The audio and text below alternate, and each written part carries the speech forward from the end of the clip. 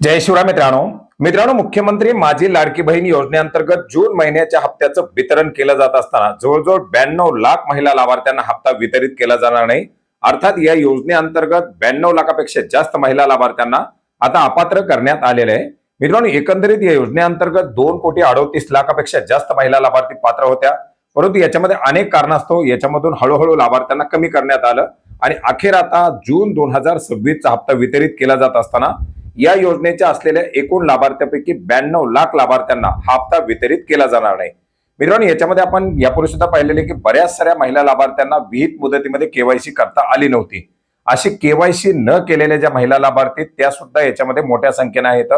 याचबरोबर ज्या महिला लाभार्थ्यांची केवायसी झाली, केवायसी बरोबर केली, परंतु ही केवायसी केल्यानंतर त्यांच्या घरामध्ये कोणीतरी पेन्शनधारक असणं, त्यांच्याकडे सरकारी नोकरीला कोणीतरी असणं, अशा जे काही महिला लाभार्थी आहेत अशा महिला लाभार्थी सुद्धा याच्यामधून अपात्र करण्यात आलेले आहेत आणि एकंदरीत केवायसी न केलेल्या आणि केवायसी करून अपात्र करण्यात आलेल्या संख्या जवळजवळ 50 ते 55 लाखाच्या आसपास आहे।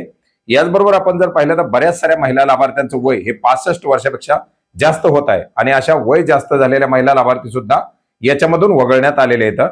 बऱ्याच साऱ्या महिला लाभार्थी या संजय गांधी निराधार योजना किंवा इतर जे काही राज्य शासनाच्या योजना आहेत ज्याच्यामध्ये 1500 रुपयापेक्षा जास्त किंवा 1500 रुपये एवढं मानधन दिलं जातं, या योजनेचे लाभार्थी असल्यामुळे त्यांना देखील याच्यामधून वगळण्यात आलेले आहे। याचबरोबर बऱ्याच साऱ्या महिलांच्या आयटी रिटर्नच्या फाईल त्यांच्या घरामध्ये कोणाकडे तरी 4 चाकी वाहन असणं, उच्च उत्पन्न गटातील महिला लाभार्थी असणं, या कारणास्तव सुद्धा 10 लाखापेक्षा जास्त महिला लाभार्थी याच्यामधून वगळण्यात आल्याची माहिती आता समोर आलेली आहे आणि अशा प्रकारे विविध कारणास्तव वगळण्यात आलेल्या महिला लाभार्थ्यांशिवाय उर्वरित असलेल्या पात्र असलेल्या महिला लाभार्थ्यांना आता या जून महिन्याच्या हप्त्याचं वितरण केलं जाणार। मित्रांनो, हा जूनचा थकीत असलेला हप्ता महिला लाभार्थ्यांच्या खात्यामध्ये 14 जुलै 2026 पासून वितरित करायला सुरुवात केली जाणार आहे।